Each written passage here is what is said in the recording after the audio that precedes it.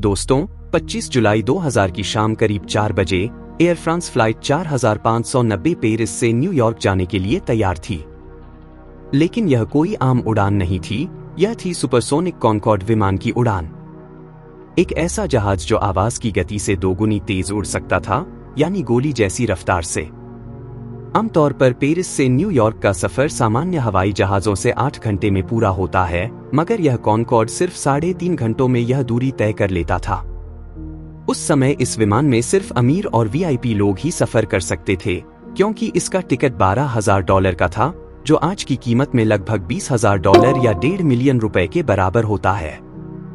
शाम 4:40 पर यह विमान रनवे पर दौड़ने लगा। तभी एयर ट्रैफिक कंट्रोलर ने विमान के नीचे आग की लपटें देखी। उन्होंने तुरंत पायलट को सूचित किया, लेकिन तब तक बहुत देर हो चुकी थी। विमान तेज रफ्तार पकड़ चुका था, अब उसे रोकना संभव नहीं था। कुछ ही सेकंड में विमान ने उड़ान भरी, पर आग बढ़ती गई और काबू से बाहर हो गई। पायलटों ने इंजन ऑफ करने की कोशिश की, लेकिन वे नियंत्रण खो बैठे। कुछ मिनटों बाद यह विमान पेरिस से करीब 15 किलोमीटर दूर एक होटल से टकरा गया। उस भयानक दुर्घटना में 100 यात्रियों और 9 क्रू मेंबर्स की मौत हो गई। दुनिया के सबसे प्रतिष्ठित विमान का इस तरह क्रैश हो जाना सबको हिला गया। यह कॉनकॉर्ड के इतिहास का पहला और आखिरी दुर्घटनाग्रस्त विमान था, जिसने सुपरसोनिक विमानों की दुनिया का रुख हमेशा के लिए बदल दिया। सुपरसोनिक शब्द आवाज की गति से जुड़ा है। समुद्र तल पर आवाज की गति लगभग 1236 किलोमीटर प्रति घंटा होती है, जो तापमान के अनुसार थोड़ी बहुत बदल सकती है। अगर कोई विमान इस गति से धीमा हो तो उसे सबसोनिक कहते हैं, बराबर हो तो ट्रांससोनिक, इससे तेज हो तो सुपरसोनिक और अगर 5 गुना से भी तेज हो तो हाइपरसोनिक। इस गति की इकाई मैक कहलाई जाती है, जो विमान की गति और आवाज की गति का अनुपात है। आम यात्री विमान 900 किलोमीटर प्रति घंटा चलते हैं, जो मैक 0.8 के आसपास है, जबकि कॉनकॉर्ड की गति 2160 किलोमीटर प्रति घंटा थी, यानी मैक 2.0। अब तक का सबसे तेज विमान लॉकहीड SR-71 ब्लैकबर्ड है, जिसकी गति मैक 3.3 किलोमीटर प्रति घंटा तक पहुंचती है, और उसका अगला संस्करण SR-72 साल 2025 में पहली उड़ान भरेगा, जो मैक 7,400 किलोमीटर प्रति घंटा तक जा सकता है। सुपरसोनिक विमानों की सबसे रोचक बात उनसे उत्पन्न होने वाला सोनिक बूम है। जब विमान आवाज से तेज उड़ता है तो ध्वनि तरंगे आपस में टकराकर तेज धमाके जैसी आवाज पैदा करती हैं, जैसे आसमान में बिजली कड़क रही हो। इसे ही सोनिक बूम कहा जाता है। अगर आप किसी सुपरसोनिक विमान के नीचे खड़े हों तो यह आवाज स्पष्ट सुनाई देगी। यह कुछ वैसे ही है जैसे गुब्बारे को सुई से फोड़ने पर अचानक दबाव छूट जाता है और तेज आवाज होती है। बहुत लोग सुपरसोनिक विमानों के आसपास बनने वाले वाष्प बादलों को सोनिक बूम समझ लेते हैं, लेकिन वो अक्सर ट्रांससोनिक विमानों में भी नमी के कारण दिख सकते हैं। सुपरसोनिक तकनीक इतनी नई नहीं है जितनी लोग मानते हैं। 14 अक्टूबर 1947 को अमेरिकी वायुसेना के मेजर चार्ल्स येगर ने पहली बार सुपरसोनिक गति से उड़ान भरी थी। इसके बाद निजी कंपनियां भी सोचने लगीं कि सिर्फ सेना ही क्यों ऐसे विमान उपयोग करे, साधारण लोगों के लिए भी सुपरसोनिक जेट हो सकते हैं। 1960 के दौरान अमेरिका और सोवियत संघ के बीच ठंडी जंग के समय अमेरिका का ध्यान अंतरिक्ष पर चला गया, इसलिए सुपरसोनिक विकास यूरोप शिफ्ट हो गया। फ्रांस और ब्रिटेन ने 1962 में एक साझा सहमति पर दस्तखत किए और कॉनकॉर्ड प्रोजेक्ट शुरू किया। 29 नवंबर 1962 को इस परियोजना का आधिकारिक घोषणा हुआ और 7 साल बाद मार्च 1969 में पहली सफल कॉनकॉर्ड उड़ान भरी गई।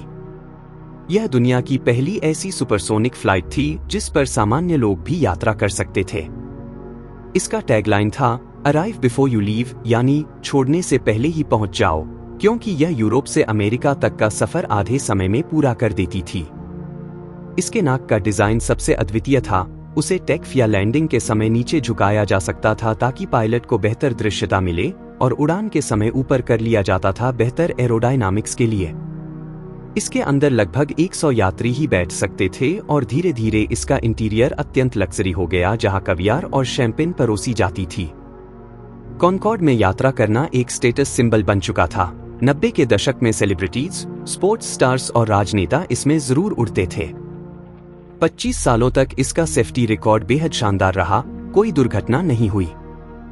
लेकिन 25 जुलाई 2000 की वह एक उड़ान सब कुछ बदल गई। जांच से पता चला कि कॉनकॉर्ड के उड़ान भरने से पहले एक दूसरे विमान ने रनवे पर 17 इंच लंबा धातु का टुकड़ा गिरा दिया था।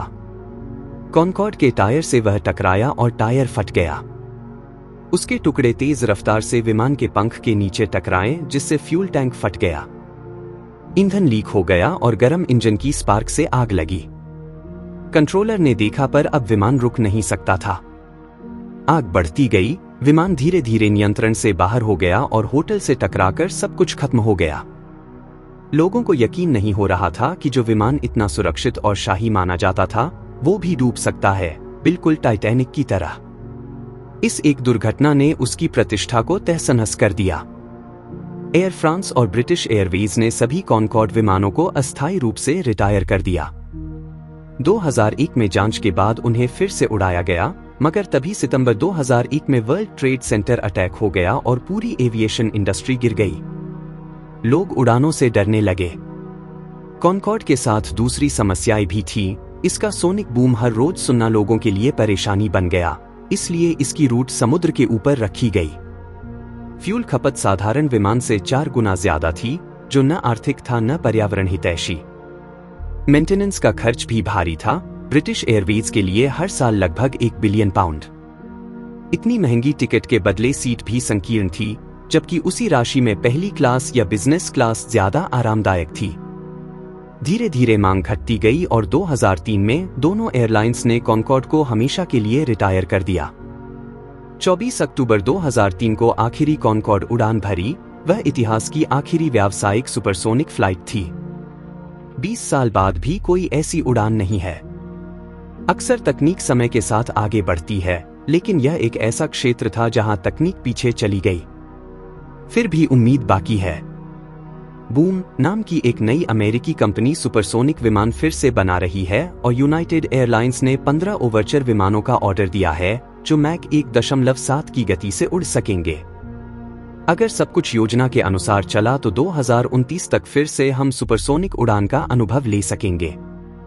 कंपनी का दावा है कि ये विमान सस्टेनेबल फ्यूल और नेट जीरो कार्बन एमिशन तकनीक से बनाए जाएंगे।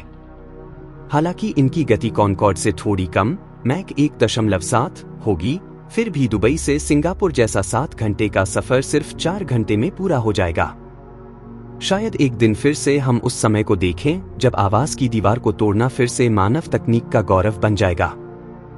अगर आपको ऐसी ही सच्ची घटनाओं पर आधारित कहानियां पसंद हैं, तो चैनल को जरूर सब्सक्राइब करें। डार्क नेक्स्ट टीवी पर हम आपको दुनिया की सबसे रहस्यमय, रोमांचक और सच्ची घटनाएं दिखाते हैं, जिन्हें जानकर आप हैरान रह जाएंगे। तो अगर आप भी ऐसी कहानियां देखना चाहते हैं जिनके पीछे छिपा हैरान कर देने वाला सच हो, तो अभी सब्सक्राइब बटन दबाएं और घंटी का आइकन ऑन करें, ताकि अगली बार जब हम कोई नया वीडियो लाएं तो सबसे पहले आप देख सकें। डार्क नेक्स्ट टीवी, सच, रहस्य और रोमांच की दुनिया।